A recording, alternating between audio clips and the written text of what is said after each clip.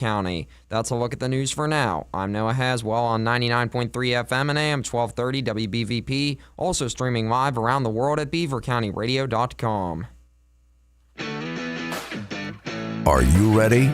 It's time to find out what is on the mind of Eddie Crow. It's something to crow about on Beaver County Radio, 99.3 FM and 1230 WBVP. Now, here's the host of the show, Eddie Crow.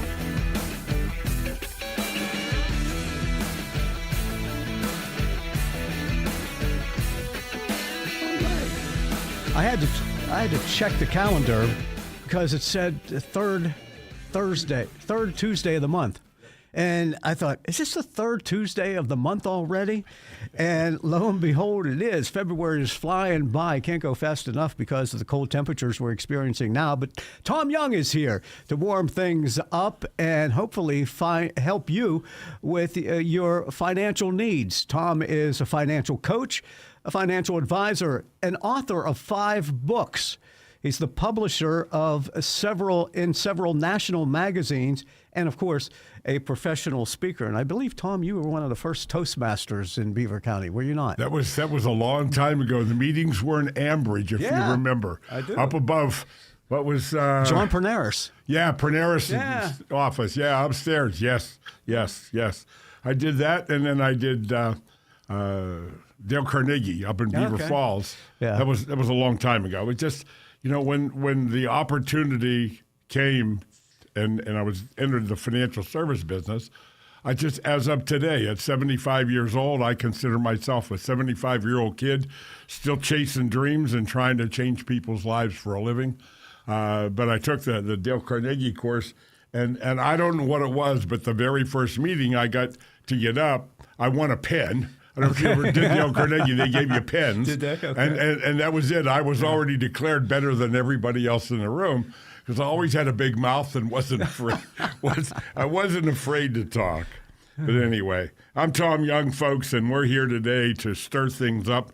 I got a lot to talk about today. It's really a life and death matter, whether you think about it that way or not. You know, people that get to retirement time and they realize how much they have to reduce their lifestyle in order to survive throughout their lifetime. Sometimes people just wish they had died. They haven't died, but they wish they had died. And that leads me to, you know, what we're really – I want to talk about DOGE and what's going on in Washington because in my mind it's all tied together. And I brought my list with me, the first list that come out.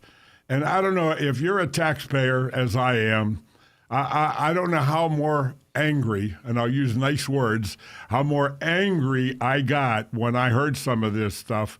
They're talking $29 million to strengthening political landscape in Bangladesh, $20 million for fiscal federalism in Nepal, $19 million for biodiversity conservation in Nepal. $1.5 million for voter confidence in Liberia. And I'm not going to read them all to you today, but the point of this, and I heard yesterday in the Treasury Department, they found $3.2 trillion of money that was spent out that they have no record of. There's no Social Security number of the person that they sent the money to, nor is there any ID. Now, all that being said, folks, it's amazing. The U.S. Treasury, more than 23% of all the payouts, 23%, no itemized records, no leads, who it went to. There was no description of what it was paid for. And Senator Kennedy, I love to listen to this guy. He said $1.3 billion was paid to dead people in the Social Security system. Now, there $2 million to Guatemala for sex change operations, $6 million for tourism in Egypt, $20 million. It's just Sesame Street in Iraq. You know, the educational department over $1 billion. It just boggles my mind. Now, let's take that, folks, to the next step. And when I look at the debt of the U.S. government, as of yesterday, $36.492 trillion. The revenue was $5.029 trillion. The spending was $7.194. Was a $2.005 trillion shortfall. And what does that mean? They had to go borrow $2 trillion. So I guess that's going to be the ongoing thing. And the attack on Doge was just, it's astounding because the people that are attacking, what are they trying to protect? I don't understand that. The unfunded liability, and this is, I like this, and nobody talks about this. What is that? That's Social Security, Medicare Part A, B, and D, and all the benefits and pensions for the 2.3 million government employees, which is the largest employer in the world, and all the military, all of their pension and benefits, et cetera. And a month ago, or December, 2 months ago, $222 trillion. That's $222 trillion net present value of the payments that have to be made going forward. Yesterday, it was $226.749 trillion. Now, wait a minute. In December, it was $222 trillion. And now 2 months or so later, it's $226 trillion. That's a $4 trillion increase in a little under 3 months. Where the heck are we going, folks? Where are we going? So now we're finding all of this fraud and abuse going on in the government, which leads me to what I do for a living. I coach people. My personal goal is to touch 1 million lives before I die. And it's just that simple. Change their lives. In the 49 years that I have been in the financial service business, about 35 years ago, I went through a very, very bad time. I had a lawsuit that came against me, and a sheriff showed up at my door on a Saturday morning and served papers on me for an $800 million lawsuit. I don't know how that equates to what was going on. And short story, it was 3.5 years till the deposition. And the deposition, now the client was referred to me by my CPA, whose son was working with him, who didn't even have a college degree. And this client was a single 35-year-old electrician from Steubenville, and he was single, owned 6 or 8 real estate properties, and was making a lot of money and all that. And all I did was take some of his money and put it into a specifically designed high cash value life insurance policy. I didn't invest it. I didn't lose him any money. And some of the money came from his mother, whom he had talked into cashing in her mutual funds. She was like 72, 73 years old, and gave them to her son. He was the only son, and that's where some of the money came from. So a year or two into this deal, what we did, he fell out of favor with the electrical union, and his income went from $80,000+ a year to $20,000 a year. And he would call me and say, look, I can't put this $500 a month in that we had set up. What do? I says, well, you can let the policy, we can borrow from the policy and pay the premium for a couple months. And I would ask him, are you going back up to the 80? Or he said, oh, yeah. So I said, well, temporarily we can borrow a few months and carry it that way. Well, this went on for a couple of years, off and on. And I mean, every couple of months I communicated with him. And then all of a sudden he didn't show up anymore. And it was about a year later that the lawsuit came about. Now, I don't know, folks, if you've ever been sued, but when this came about, I believe in my insurance profession, my financial profession was over. And I went into a cocoon. I stopped selling. I lost all my confidence and literally fell apart. And in 3.5 years till this resolve came about, I borrowed money everywhere and was $500,000 in debt personally. And the deposition came. And it was funny because the guy had bought an investment through the CPA's son that I wouldn't even have sold to anybody. I don't know if anybody remembers back in the 80s, there were these private partnerships. They were tax-advantaged programs, et cetera. And they had sold this guy through the son of the CPA through a broker in Philadelphia on December 30th to get a tax deduction in that year.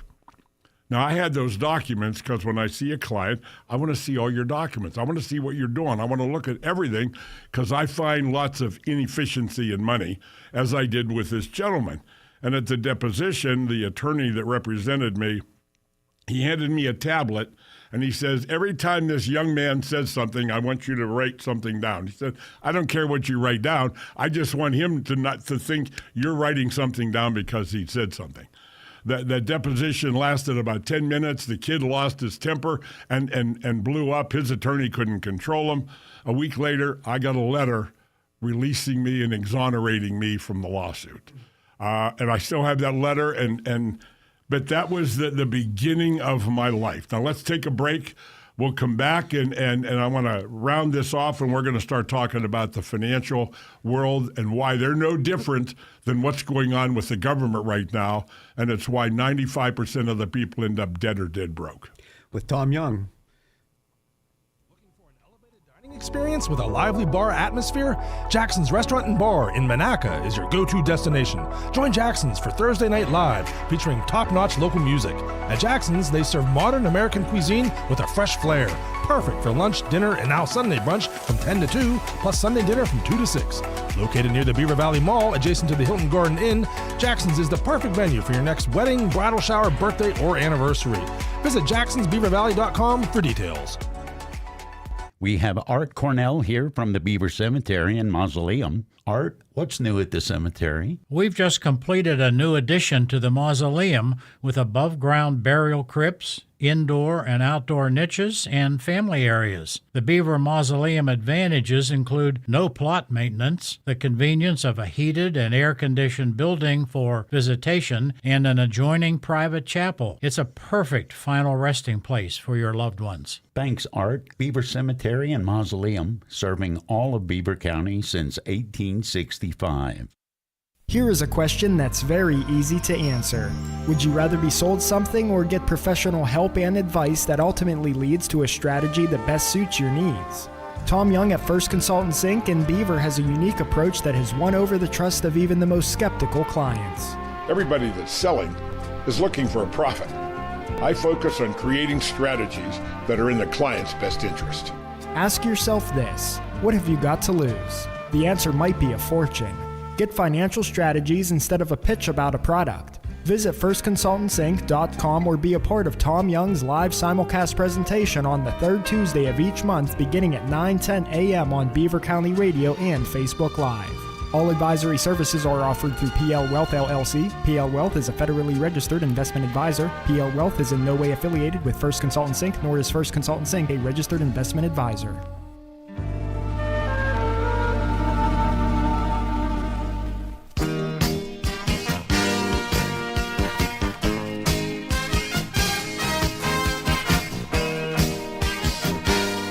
In a recent live broadcast, Dale Reckless from MRS Physical Therapy stated that if you are over 65 years old, the CDC recommends getting an annual fall risk screening. Your vestibular system is similar where it starts to slow down at the age of 40 to 50 years old. Your balance systems start to change at the age of 40 to 50 years old, and they keep getting worse. So it's not just something you do once, but you should do it annually because your body continues to change year to year as you get older. If you need physical therapy for any reason, choose the place that your friends and neighbors do. MRS Physical Therapy, located in Stone Point Landing in Bridgewater, or Cranberry Physical Therapy on Route 19 in Cranberry. For more information, call Dale Reckless today at 724-728-7550 or visit mrsphysicaltherapy.com. You're listening to Beaver County Radio, brought to you live from the Fry Transportation Studios. Beaver County Radio and Fry Transportation, a winning team.